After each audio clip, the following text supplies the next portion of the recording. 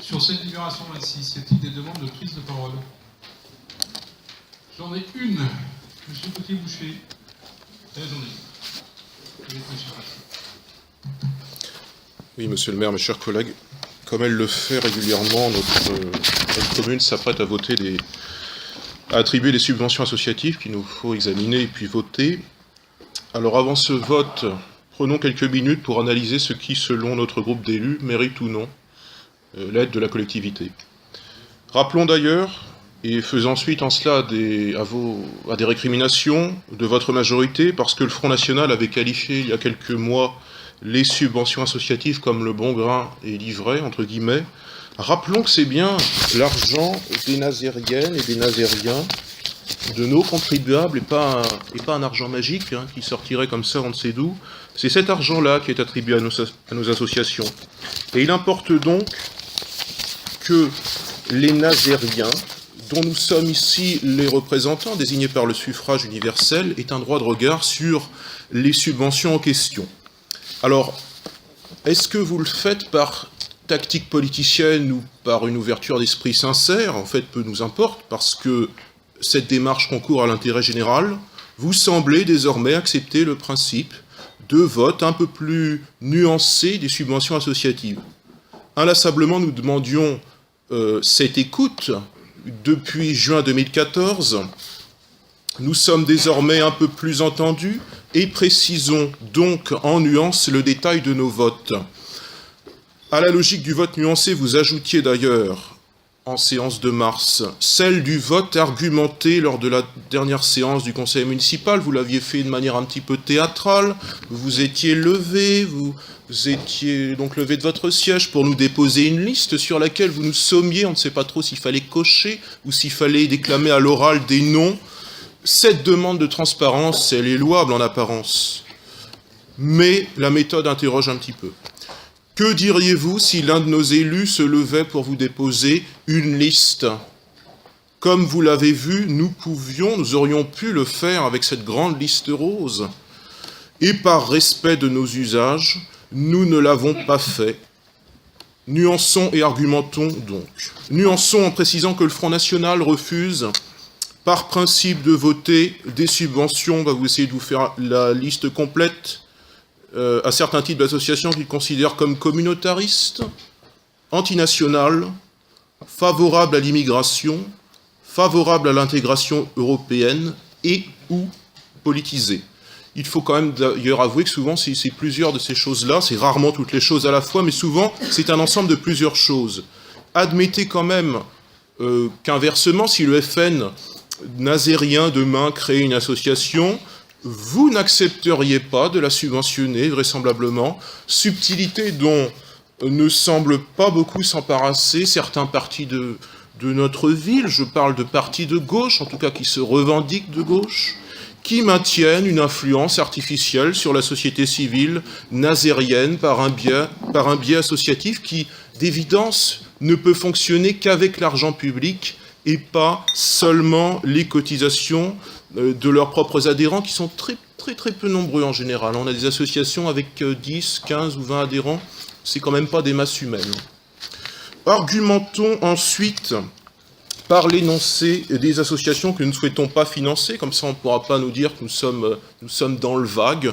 Nous disons les choses quand nous nommons par exemple la Ligue française pour la défense des droits de l'homme et du citoyen, LDH, qui dérive d'une vigilance nécessaire quant au respect des droits de l'homme vers une lutte explicite contre le Front National.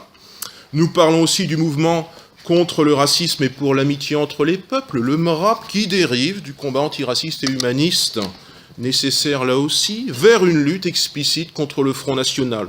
Nous parlons encore de la Ligue internationale contre le racisme et l'antisémitisme, la LICRA, qui dérive du refus des discriminations ethniques et religieuses, vers, encore une fois, une lutte explicite contre le Front National. Et nous parlons enfin du mouvement de la paix, MDLP, qui dérive du pacifisme vers une lutte explicite contre le Front National. Nous pourrions y ajouter les différents syndicats, mais nous constatons inversement, qu'ils parviennent pour leur part à se tenir, vous nous demandez de nous tenir en brandissant le petit guide bleu marine, les syndicats se tiennent très bien, nous aussi d'ailleurs, ils se tiennent dans leurs paroles publiques et contiennent l'expression parfois haineuse de minorités politisées, alors de minorités toujours de plus en plus minoritaires, à mesure que la majorité de leurs adhérents rallie les idées et le vote du Front National, sans toutefois le prosélytisme sur leur lieu de travail que l'on déplore chez les syndiqués communistes, qui eux font quand même beaucoup de politique au travail, c'est bien fâcheux. Fidèles à l'idéal d'apolitisme syndical, nous appelons l'ensemble des adhérents syndicaux à conserver cette discrétion et à poursuivre la défense des salariés contre des idées et un système économique et social aliénant, et non pas simplement un parti légalement constitué qui n'est pas responsable de ce système, puisqu'il n'a jamais été au pouvoir les 40 dernières années. Les 40 prochaines, il pourrait le devenir. Nous soutenons également les syndicats dans le combat que mène une majorité d'entre eux contre le projet de loi travail, et nous voterons bien sûr les subventions dues à leurs organisations.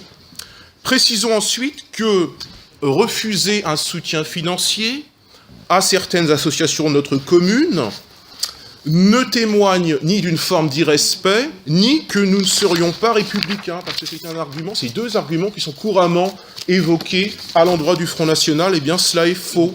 Déjà, précisément, nous les respectons, ces associations, en leur disant, droit dans les yeux de dirigeants que nous croisons parfois lors de réunions de commémoration, de dirigeants souvent assez hostiles vis-à-vis du Front National, nous leur disons que faute de l'argent public, de l'argent de l'État et de ses collectivités, eh bien ils n'en seraient finalement que plus libres et plus sincères vis-à-vis d'institutions de notre pays qu'ils contestent très diversement. Parfois c'est simplement des aspects mineurs, et puis parfois ils contestent jusqu'à l'existence même de ces institutions. Ils n'en seront que plus libres sans les fonds publics.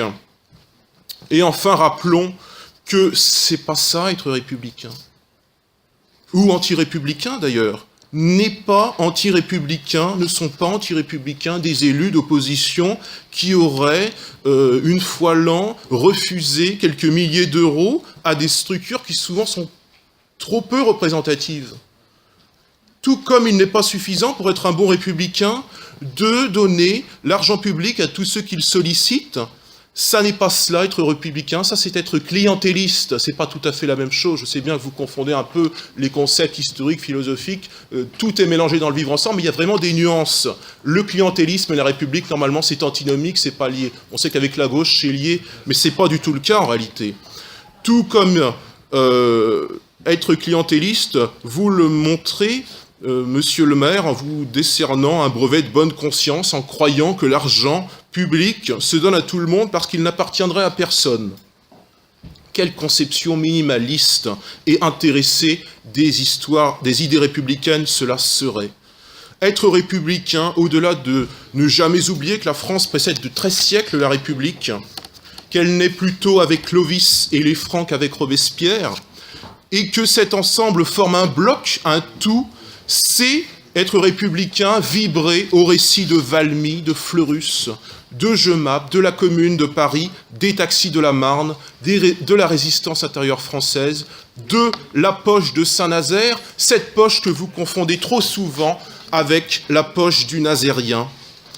Sortez donc les mains de nos poches, et encore une fois, monsieur le maire, conformez-vous à vos devoirs, celui par exemple, si vous êtes un républicain sincère, au moins faites preuve d'un républicanisme à la française, pas à l'américaine, si possible, merci, et qui ne soit donc pas un républicanisme des communautés, des corporations, des clientèles. La République n'étant pas, monsieur le maire, un distributeur de subventions ou de prestations assurant votre réélection future, comme ça, tous les 6 ans, c'est pas ça la République. La République n'a pas été construite pour M. Samzin. La République, c'est simplement le régime politique que se sont donné une majorité de Français. Entendez-le, monsieur le maire, mes chers collègues, je vous remercie pour votre attention.